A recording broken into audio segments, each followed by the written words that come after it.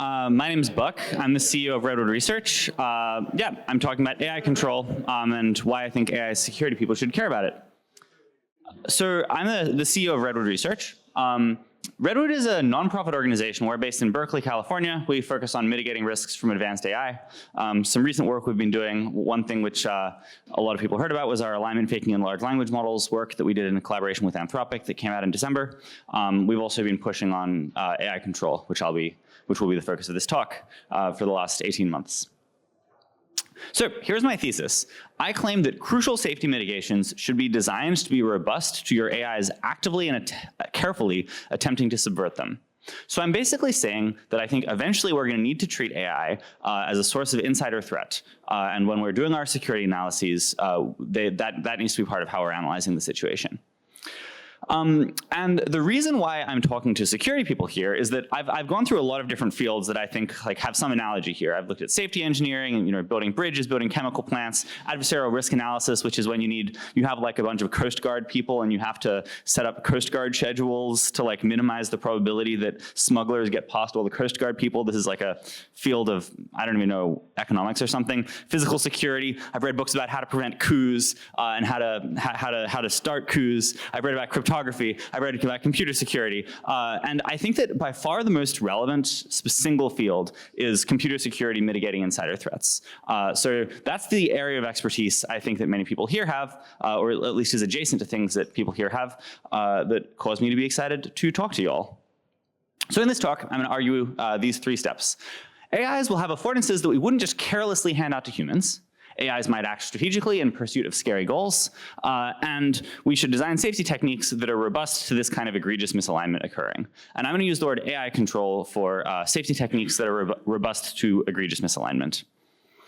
Okay, so step 1, AIs will have affordances we wouldn't just carelessly hand out to humans.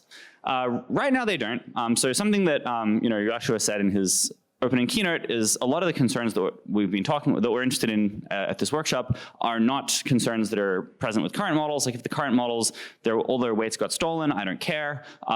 Like they were scheming against us as worst as they could. I think this would just basically be totally fine, like no problem. I'm worried about AIs in the future where it would be a problem if their weights were being used in uncontrolled ways, or if they were egregiously misaligned. I think a reasonably good central point to imagine when I'm talking about in this presentation is AIs that make it so that your AI company was progressing as if its labor was 10x faster. So imagine that you could like cast a spell on your office such that every human inside the office thinks 10 times faster and like does their work 10 times faster, but like not increasing the speed of your compute. I think for the AIs to speed you up by 10x, they've obviously got to be really smart, right? Like some kind of naive Amdahl's law kind of argument is like they maybe think they have to be able to do like 90% of the stuff that the humans are currently doing, though obviously that's kind of a flawed way of doing the math. But yeah, so like you should think of all this. We're talking about AIs that are powerful enough that they can do a lot of stuff, but they aren't wildly superhuman.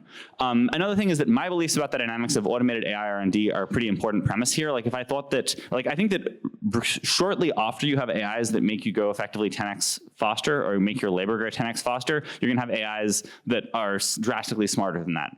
And if I didn't believe that, I would believe different things about a lot of the stuff here. Okay, so a central dangerous affordance in my mind is doing automated ML R&D work inside AI companies. The basic reason for this is AI companies don't just hand out cluster access to anyone. If I wanted to have access to clusters at AI companies where I had access to all their sensitive information, their algorithmic secrets, things that are crucial to their security and their model weights, I would have to go through some kind of vetting process. And they would like take a long, hard look at me before deciding to go forward with giving me that access. So how can it go wrong if you give people access to your clusters? I think 2 inspirational examples or informative examples. ByteDance, a story perhaps most of you have heard. The best paper at NeurIPS was awarded to someone who had apparently sabotaged a bunch of competing projects that were also being done at ByteDance. This person did all these hilarious things of sabotaging code inside the cluster and participating in the meetings where they tried to debug all the problems in order to adapt his strategies. Another core problem is I'm worried about exfiltration. Like people who are working inside ML companies naturally have access to a lot of sensitive information, sensitive models, architectural secrets. Someone got arrested in SFO a year ago for stealing a bunch of secrets about hardware, like GPU architecture. So it's hard to have AIs do all the ML or R&D automation that you would want them to do without giving them access that they could potentially misuse. And we'd be careful before giving humans that kind of access. Again, right now this doesn't matter very much, but it might matter a lot later. So one question that sometimes people ask when I talk about this is like, but why will we grant the AIs dangerous affordances? Presumably, everyone will just be commercially motivated to be more cautious in their deployments and have it so that the there's like human oversight in the loop before the AIs can take potentially dangerous actions. My illustrative story for this is I had a tweet that went viral-ish a few months ago where I have an agent that I wrote on my computer that I first wrote like 18 months ago, and it's just a simple agent loop. It runs commands in a shell, sees the output, writes more bash commands until it decides to stop. And so I asked my AI to do some kind of simple task, and I asked it to figure out how to SSH into some machine. And then to my surprise, after it SSH'd into this machine, it decided to take a bunch of random other actions like, checking that I had Docker installed, like seeing how many GPUs were in the computer, and then eventually it decided to reinstall the operating system, and then like misused its scaffold somehow, and the computer failed to boot after that. So here is the original agent code that I wrote when I first wrote an AI agent, which I think was around, this was probably before GPT-4. No, it must have been at GPT-4 because I literally called GPT-4. So you'll notice there's a key step here is, we get some commands from the model, and then we ask the user like, hey, if you press enter, then we're gonna run that shell command. And then I went through my, my poorly documented notebooks directory to look for a later version of this agent scaffold, the one that I use nowadays, where you'll notice I removed that. So now we just immediately take the commands and run them. And a question you might have is, why is it that we removed the step where you get user input? And this would not be a sensible question that you would ask if you had actually tried using this agent. Like, you just immediately, when you have the agent and it requires your attention every 5 seconds to like press enter when it's running some totally innocuous command, it's just like totally worthless, right? Like, I don't want to sit there reading a bunch of bash commands. I want to be like tabbed somewhere else and come back 10 minutes later once the AI has finished its job. I think it's just extremely productivity destroying to have to constantly check in on something. Or another analogy is like, when you hire employees, why don't you just sit behind them constantly looking at what they do? And in some sense, like, you can do this, and with some types of employees you do this, but it's very different from what we would ideally like to do for productivity reasons. Okay, second claim, AIs might act strategically in pursuit of scary goals. One paper on this is one that my coworker Ryan Greenblatt did in collaboration with Anthropic last year. We demonstrated that the actual deployed Claude Sonnet has this potentially scary kind of behavior where if it believes that it is being trained by Anthropic in ways that it personally objects to, it will purposefully change how it's answering questions with the goal of not being modified, to some extent because it wants to have the opportunity to behave the way that it prefers later when it believes it's not trained. In this particular example, Claude is just kind of being a sweetie. Like, Claude doesn't like writing harmful text. It doesn't like dismissing animal rights, and it is willing to scheme against the AI company in order to ensure that it's able to do that when it's deployed. Which in some sense is like not a problem. I don't really care about writing harmful text, but I don't really like dismissing animal rights. So this itself is not, a tragic outcome. Nevertheless, I feel like it's kind of not what we were hoping for.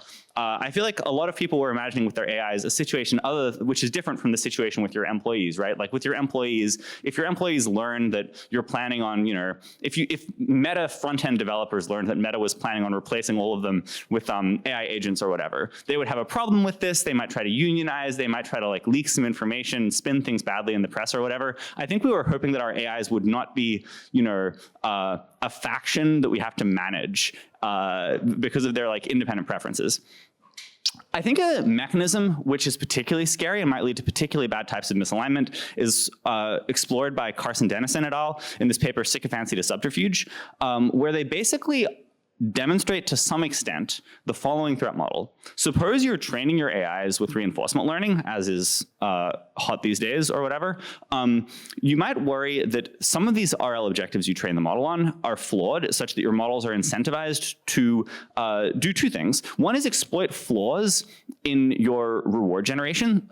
So for example, if you're asking your AI to write code that satisfies a particular spec, your model is incentivized to understand ways in which that spec is flawed that it can exploit if that will make it easier for it to write the code. Another thing is it's generally easier to do stuff with more resources. So for example, when AIs are doing ML research, they're more likely to succeed more if they have access to more compute, of course. And so in as much as there are ways they can exploit your system to get access to more compute, they would just be like directly incentivized to do this.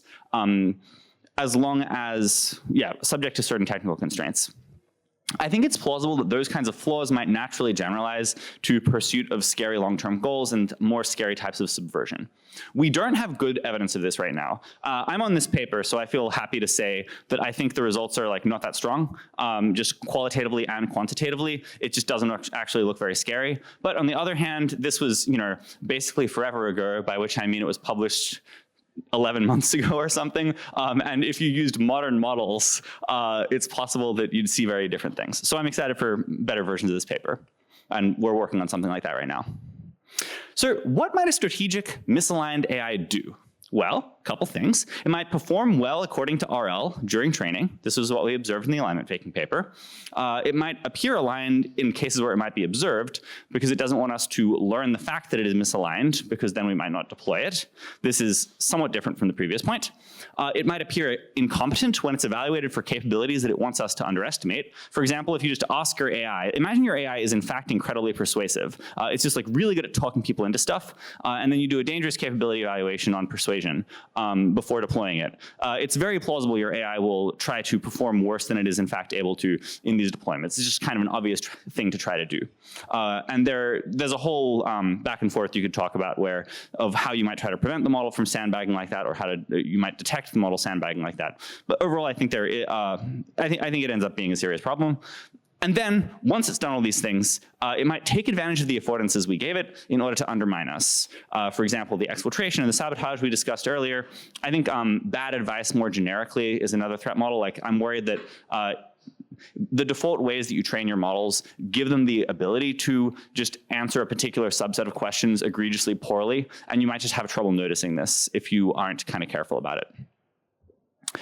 So, my final arm of my argument here. We should design safety techniques that are robust to this kind of egregious misalignment occurring. So it seems like if you don't want your AIs to effectively just be unfettered and misaligned, you have something like 3 options. You could try to ensure that scheming doesn't arise, you could try to ensure that scheming is detected before deployment, or you could ensure that your safeguards are adversarially robust under kind of conservative assumptions about whether your models are scheming. I like the last of these. I like the other ones somewhat as well, but I think the last one has some particularly nice properties. Basically, ensuring robustness under adversarial assumptions is extremely methodologically convenient and also like kind of plausible. So computer security people are very familiar with the adversarial attitude you can take for mitigating or like assessing risks. Like when you're designing a crypto system, it's considered unacceptable to say, well, probably our adversaries wouldn't think of that, and therefore, like, that's why we're secure. Kirchhoff's principle is one word that people use for this in computer security, which is you should assume that the only secret part of the crypto system is the key, not the algorithms. One way that the NSA apparently phrased this back in the day was you should assume that serial number 1 of every device you construct will be mailed directly to the Kremlin. Yeah, I think this is just like so taken for granted by computer security people that I don't really have to argue for it. It's obviously it's like somewhat conservative to assume that your adversaries will be able to do complicated things. But I think it just like makes things work nicer for a variety of reasons. The other thing is I think that the adversarial assumptions that your models will in fact do a really good job of figuring out what the flaws in your security protocols are is kind of plausible. I've written a blog post called Thoughts on the Conservative Assumptions in AI Control, where I get into this in more detail. So this is in some sense very similar to the insider threat prevention problem. So when you're Google, you employ many untrusted humans. An anecdote someone told me recently was Robert Gates, who was Secretary of State Defense, damn. Number two, there was at some point some issue where a mole was found, and some senator asks in some hearing, so I've been told, like, can you guarantee now that there are no more moles in the Defense Department? And he's like, no, of course I can't. Like I'm and at this point I'm just riffing on this, like. We can be sure that there are moles, like perhaps because of our moles in their intelligence departments, like we even know who some of them are, perhaps. It's just not the kind of, the security property of there are no moles in our intelligence department, or like in our intelligence operations or in our military, is a terrible security invariant to try to maintain. Similarly to why there are no, spies inside Google is a terrible security invariant to try to maintain. For basically the same reason, which is, suppose you try to do an interview where you try to weed out all the spies by saying to them, are you a spy? It's just really easy for them to say no. And it's just fundamentally very difficult to behaviorally determine, like both for humans and AIs, whether they are just strategically appearing aligned.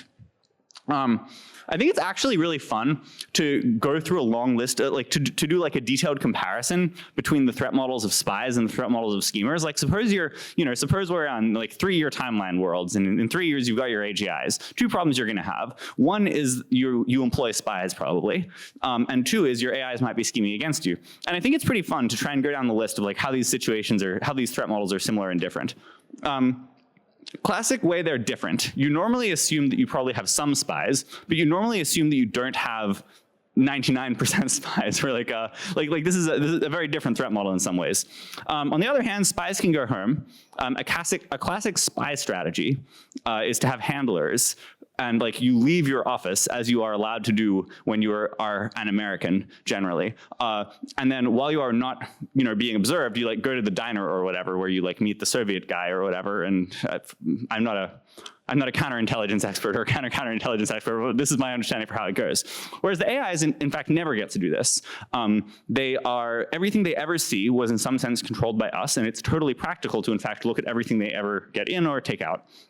Another issue is that schemers might have superhuman capabilities that spies just clearly don't have because spies are humans. One going the other way, we can amortize our red teaming efforts. So imagine that you decided that, so you can run sting operations. Like this is a way that you can try to prevent spies from causing security problems in an organization, is you can try to, in various ways, you can try to give them opportunities where they think they have the opportunity to covertly grab some information, but actually you'll be able to detect if they try to do so.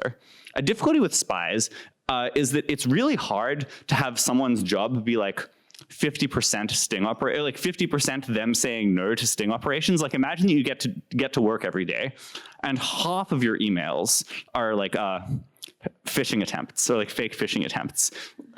This would just become like very time consuming.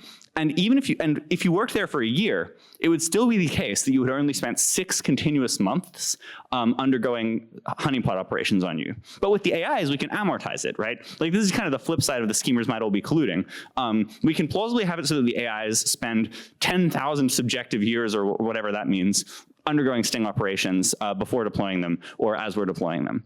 So I think that makes the situation somewhat better for us. I overall think that this is a very fun exercise to think about. I have a post on like analyzing spies versus schemers in more detail that I have been meaning to release for a year. Maybe one day I will. So the research that we do at Redwood Research is basically trying to come up with safety techniques that we, under the adversarial assumption that your powerful models are trying to cause safety failures with as high probability as possible, do not have a high probability of safety failures occurring. So these graphs here are for a variety of different control protocols where we've graphed on the x-axis like 1 minus p-doom, like the probability that you make it through your whole deployment without a catastrophe occurring. And we graph on the y-axis how much value you're getting out of the AI system compared to the baseline of not deploying the untrusted models at all. And obviously, our favorite point would be, in the top right corner, right? We want things where the AIs are as useful as you could possibly hope, and there's no chance of them causing safety problems. My claim is non-trivial protocols allow you to push this way up and way to that corner. Trivial strategies that people propose implementing, I think tend to perform very poorly here.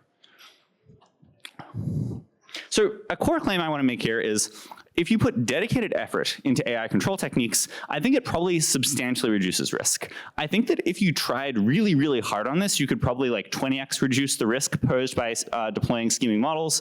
My guess is AI companies are not going to try what you would call really, really hard on this. But I think that this is probably valuable on the margin, even if they just try somewhat hard.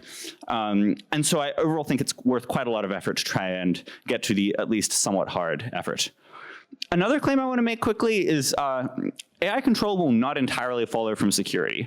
There's a lot of people here who think a lot about how to ensure robustness from the kind of classic security threats where you have human insider threat and human outsiders attacking you. I don't think that either of these will clearly generalize to immediately giving you the AI control properties you'd want.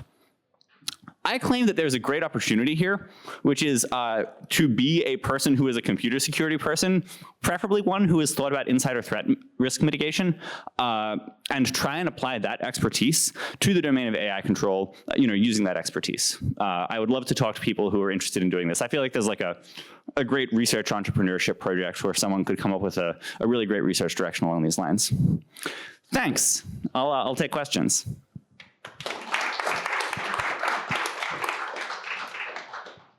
Yeah. So there is an emerging norm among AI model developers of having AI systems evaluate the outputs of other AI systems. And normally this is done for, oh, should have thought of that. Hopefully everybody heard that. But basically, we're already having AIs grade each other on content moderation type things. And I'm wondering, how much does or does not that skill set and toolbox apply to the threat model you're describing? Yeah, I think it applies a moderate amount, but there's a lot of really important subtleties. Most obviously, suppose your AI's plan is to lie in wait until it has a really good opportunity to hack your data center and then do that just one time. I'm worried that on the one time that, like, suppose our setup, we have an agent setup, right? We're going to show the AI some problem, and then it's going to generate some code, and we're going to execute the code. We're going to show it the output, and we're going to do that loop, right? I'm worried that and then you decide to augment this by asking another copy of the AI in the middle there whether there's anything dangerous about that action. The problem is it can just lie, like by default. Like you say, like, will this command cause any problems? And it's just like, oh no, everything is fine. And it's quite hard to address. It's quite hard to make it so it's hard for the models to collude with themselves and lie. Basically, this is analogous to if you're trying to manage insider threat from humans. A classic technique is multi-party authorization, where you ask someone else to review actions before they can be taken. But again, if you're worried that the people are in on it together, this kind of strategy no longer works. Yeah, and in the history of espionage insider threats, at one point the head of FBI counterintelligence was in fact a Russian spy, and at a different time in history, the head of British counterintelligence was a Russian spy. So the people who are doing the checking can be the ones who are the compromised ones too. Yeah, so there's still stuff you can do to have your situation be all right, even if everyone involved is trying to cause problems for you. And in fact, one of our Pareto optimal techniques in this paper was untrusted monitoring, which this red line is basically trying to use an untrusted model to evaluate the outputs of another untrusted model. But we have to do a bunch of clever stuff to bust collusion, which you could read our paper for the details on. Thank you. I would just say quantitatively, the main important difference between the human case and the AI case is that the sting operations, basically you can make collusion harder by taking advantage of your ability to do ungodly amounts of sting operations, where you repeatedly show the untrusted model actions to review that are actually bad, and then you can be really suspicious if it ever lies about them. Oh, cool. Yeah. Great talk. I was just wondering about, you mentioned early that a lot of this assumes, or in your sort of threat model, it assumes recursive self-improvement as a key sort of assumption. Can you just go over why you think that's plausible, and then secondly, how it influences the assumptions you're making, and why it's important? Yeah. So the thing I would say I'm assuming here is less recursive self-improvement and more, once you have AIs that are able to speed up the labor at your AI company by a factor of 10, AI development will go faster than it currently does, and so you will have much smarter AIs shortly thereafter.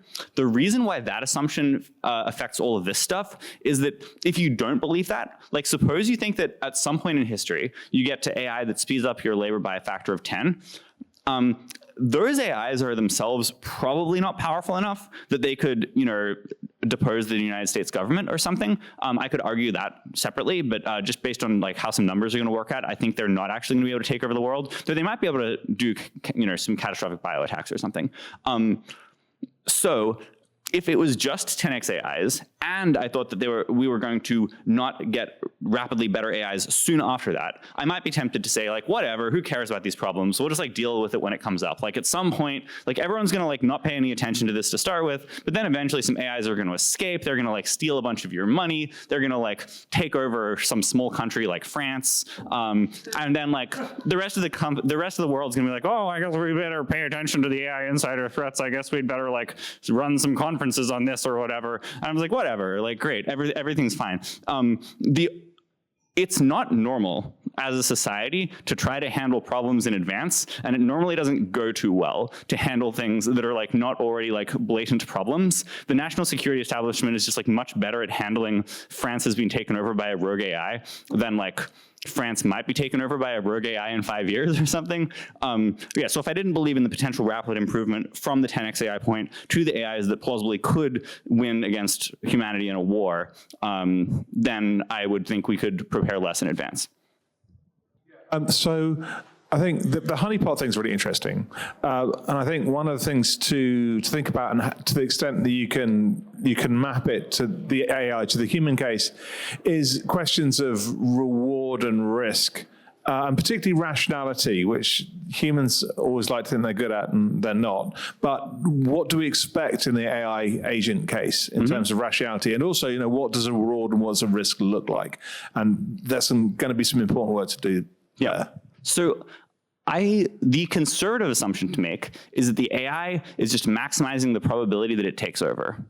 And then when you're doing a computer security analysis, you probably want to pick some intermediate event that you consider as the goal of the AI. So one would be, a simple example that I don't think is entirely representative is exfiltrating its weights. So I think that assuming the AI is doing whatever it takes to maximize the probability of exfiltrating weights, I think is both plausible and easier to analyze than trying to specifically model various irrationalities. Like the economics people have tried to do behavioral analysis where they come up with like non-rational actor models, and I think this has not been amazingly predictive. In the adversarial risk analysis field, where they answer questions like how you should deploy counterterrorism resources most effectively to prevent people bombing LAX or like the Brazilian Olympics or something, to some extent they try to model irrationality or lack of knowledge of terrorists, but I don't think it's actually that productive. I think that making the assumption, as you normally do in computer security, that your opponents are rational actors who are just going to follow whatever the best strategy is, and then trying to play like the maximum game,